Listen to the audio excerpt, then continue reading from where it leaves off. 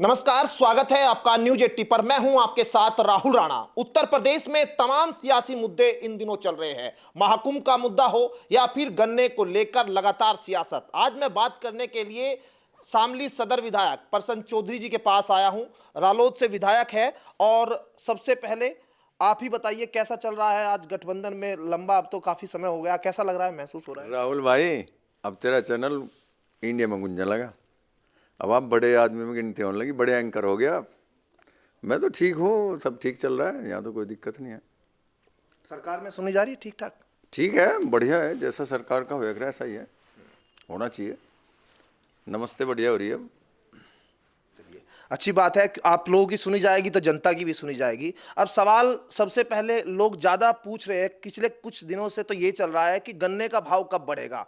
जयंत चौधरी जी उपचुनाव के समय बहुत कहा कि 400 पार हो जाएगा। अब क्या है? बढ़िया बात, ठीक कह रहा तू। लोग पूछ नहीं रहे, कर नहीं रहे कुछ भी, केवल लोकदल के विधायक और आदरणीय चौधरी जयंत सिंह जी मांग कर रहे। किसने करा बता, किसने करी मांग? तू कह रहा को लोग पूछ रहे, पूछने से क्या हो रहा है? नहीं, विपक्ष भी खूब सदन में खूब उठाया उसके अंदर किसान का खून होगा, जिसकी आत्मा के अंदर किसान बसता होगा, वो गन्ने की बात करेगा, गन्ने की भाव की बात करेगा। और आदरणीय चौधरी जयंत सिंह जी ने तो वो बात कही थी भाई का गन्ने का भाव भी 400 पार होना चाहिए। चलो, चुनाव में भाषण दे रहे थे, लेकिन मैं यूं कह रहा हूं कि उनके अंदर इसका मतलब क्या है? इसका मतलब यह है वो किसान के कितने बड़े हितैषी हैं।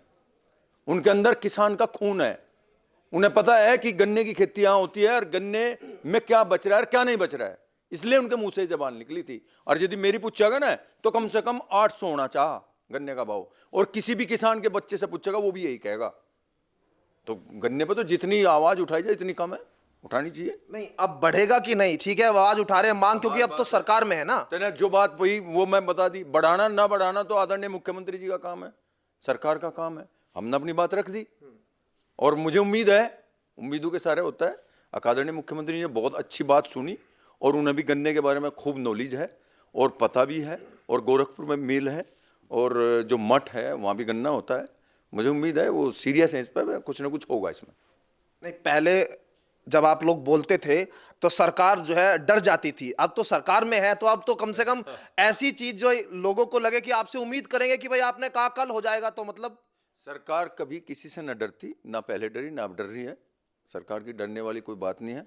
हमारा जो फर्ज था, जहां हमारा प्रोटोकॉल था, वहां हमने अपनी बात पहले भी रखी, अब भी हम उस बात को रख रहे हैं। तरीका अलग है। पहले हम विधानसभा में बोलते थे, गन्ने पर सवाल लगाया, उस पर बात करते थे, बात रखते थे अपनी।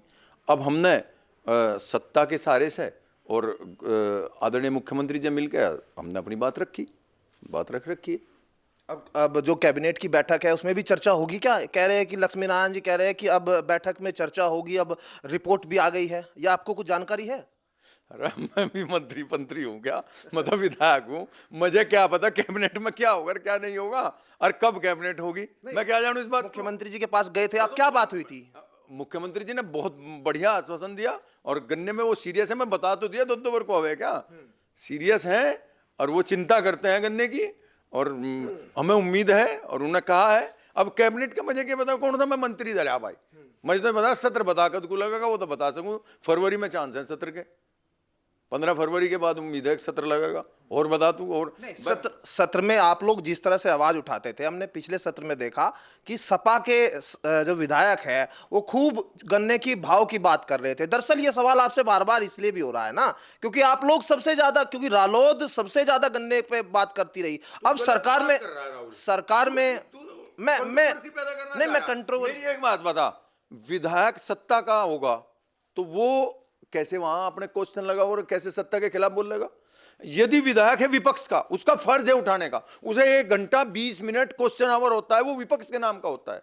जब हम सत्ता में हैं तो हम अपनी बात उनसे मिलकर बात रख सकते हैं, हमने वो रखी है। अब वो तो सब विपक्षी तो उठा होगा क्वेश्चन, उनका फर्ज है, नहीं उठाओ बढ़ मेजू के नीचे, और ईजू भी काम नहीं करेंगे और क्या करेंगे भाई? विधानसभा है, वहां चर्चा का विषय है, कोई भी बात हो उस पर चर्चा ही तो हो। और क्वेश्चन इसलिए लगा 1 घंटा 20 मिनट जो मिलता है वो विपक्ष को मिलता है। अब वो ज्वलंत मुद्दे जो भी हो उन पर क्वेश्चन लगा हुआ है, सरकार से पूछे, यही तो फर्ज है। अब हम जब सत्ता का हिस्सा है तो हम कैसे क्वेश्चन पूछेंगे? क्वेश्चन तो सपा वाले ही तो पूछेंगे, और वे नहीं पूछते तो बढ़ जाओ मेजों के नीचे, क्या करना उन्हें? नहीं, आप अड़ेंगे ना, जैसे अड़ते थे ऐसे ही अड़ेंगे ना आप भी। यार हम अड़ तो रहे हैं, सारी बात हम थोड़े ही खोल के बता देंगे। हम अड़ रहे हैं, हमने बात करी है, हमारे नेता बात कर रहे हैं, आदरणीय मुख्यमंत्री जी भी चाह रहे हैं। तो मतलब मान ले कि किसानों को इस साल खुशखबरी मिल जाएगी। हम मान ली चाहिए, मिलेगी, उम्मीद है मिलेगी। हाँ। चलिए, अब थोड़ा सा दिल्ली में भी आप लोग बहुत उम्मीद कर रहे हैं कि वहां पर आप जाटों का काफी प्रभाव है, हैं? और अभी आप लोगों ने मीटिंग भी की दिल्ली में रालोद के कार्यालय पे। अब वहां आप लोगों को शायद सीट तो दिख नहीं रही देते हुए, आप लोगों ने सीट भी मांगी थी भाजपा से। पता नहीं यार क्या राहुल तुम्हें बाड़कों वाली बात कर रहा। लोकतंत्र में जो पार्टी है उसका काम क्या है? चुनाव लड़ना नहीं काम है, तो चुनाव लड़ेंगे भाई। हमारा गठबंधन है, जैसी हमारी सहमति बनेगी, जो हमारे नेता का आदेश होगा वही काम होगा। लोकतंत्र का मतलब तो चुनाव लड़ना ही तो है। क्या प्लानिंग चल रही है कि अलग चुनाव लड़ेंगे या साथ में टिकट सीट तो नहीं मिल रही? आदरणीय चौधरी जैन सिंह जी बताएंगे, उनके ऊपर प्लानिंग है। जो कमेटी वहां बनी है वो बताएगी। मैं तो न तो कमेटी का हिस्सा हूं, न मुझे पता है, पर मैंने तो उस चीज का जवाब दिया कि लोकतंत्र में पार्टी इसलिए बनती है कि वो चुनाव लड़े। आप कितनी सीट चाहते हैं वहां लड़ना? फिर वही बात, मैं कितनी चाहिए मेरे कहने से और जानने से पार्टी में, पार्टी आप पार्टी के विधायक है, पार्टी में चर्चा होती है। कही तने जाट वाली बात जो कही वो गलत कह दी। हमारी पार्टी जाति और धर्म में कोई विश्वास नहीं रखती, हम किसान में विश्वास रखते हैं। हमारी प्राथमिकता पे किसान होता है। आप ये कह सकते हो वहां भी किसान है, हमारी पार्टी वहां भी है हमारी पार्टी वहां जिंदा है, काम भी कर रही है, और उम्मीद है कि चुनाव भी लड़ेंगे और आदरणीय चौधरी जैन सिंह जी जो निर्णय लेंगे वही होगा।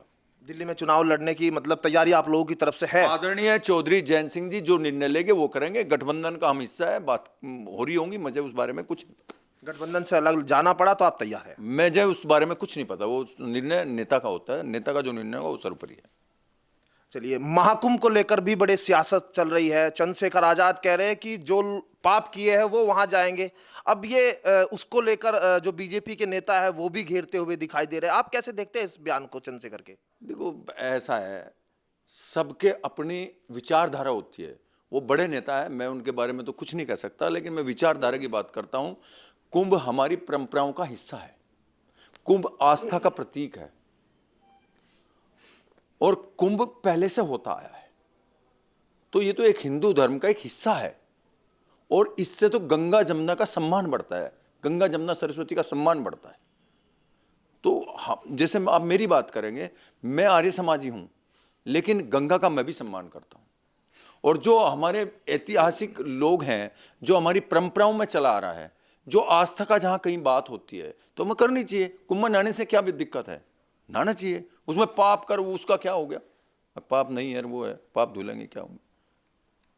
आप चाहते हैं कि माफी मांगनी चाहिए चंद्रशेखर को अपने बयान पर? मैं उनके बयान पर क्यों जवाब दूं? बड़े नेता है, अच्छे नेता है, पॉपुलरिटी है उनकी बढ़िया, आजकल सांसद भी हैं। मैं मुझे क्या पता, मैं क्यों कहूँ माफी मांगे ना मांगे? मैं अपनी बात रखी। कुंभ हमारी परंपराओं का हिस्सा है और आस्था का सवाल है। हमें कुंभ में किसी भी, बल्कि ये कह सकते हो अब, वहाँ तो अनेक धर्मों के और जातियों के लोग जुड़ के एक जगह रहते हैं, वो मेला भी पड़ता है, वो तो बहुत अच्छी चीज़ है। वहाँ तो मिलाप होता है, संगम है, वो तो हर धर्म का, हर जाति का संगम है, हर परंपरा का संगम है। वहाँ तो जाना चाहिए, बहुत अच्छी बात है। एक सवाल ये भी है कि डल्लेवाल पिछले लंबे समय से शायद उनको 47-48 दिन हो गए आमरण अनशन पर, सरकार सुध ही नहीं ले रही है। विपक्ष के लोग जा रहे हैं, अखिलेश जी ने डेलीगेशन भेज दिया, उधर किसान यूनियन वाले लोग जा रहे हैं।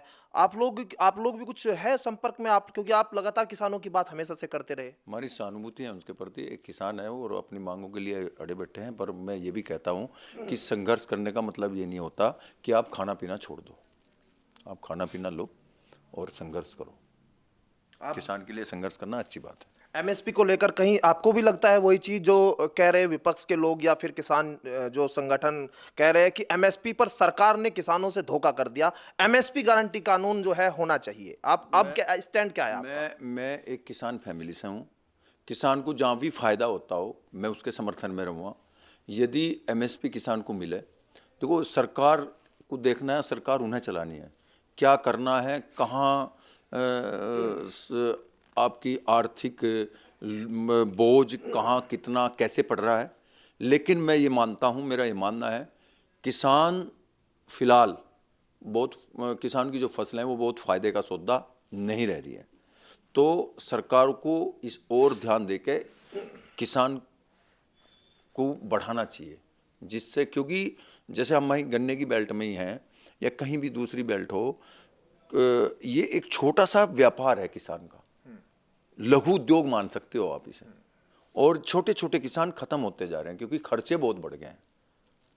कोई यंत्र यदि हम लाएंगे तो बड़ी मशीन यदि लाएंगे वो हमारे छोटे किसान की बस की खरीदनी नहीं होती। तो किसान को जितनी भी राहत दी जा सके उतनी कम है। मैं तो किसान फैमिली में चाहता हूं कि किसान को अच्छी से अच्छी फसल का दाम मिले, जिससे ये किसान बाहर ना दूसरे धंधों में ना जाके अपनी खेती को करे और उसे अच्छी उपजाऊ करके अच्छी फसल का मूल्य लेके अपना रोजगार चलावे। चलिए, बहुत शुक्रिया बातचीत करने के लिए। प्रसन्न चौधरी जी साफ तौर पर कहना है गन्ना किसानों के लिए वो लड़ाई सरकार में रहकर लड़ रहे हैं, अपनी बात कह रहे हैं और उम्मीद है कि शायद इस सत्र में किसानों को ये बड़ी खुशखबरी मिल सकती है। मेरे सहयोगी ऋतिक बालियान के साथ मैं राहुल राणा, न्यूज़ 18 शामली।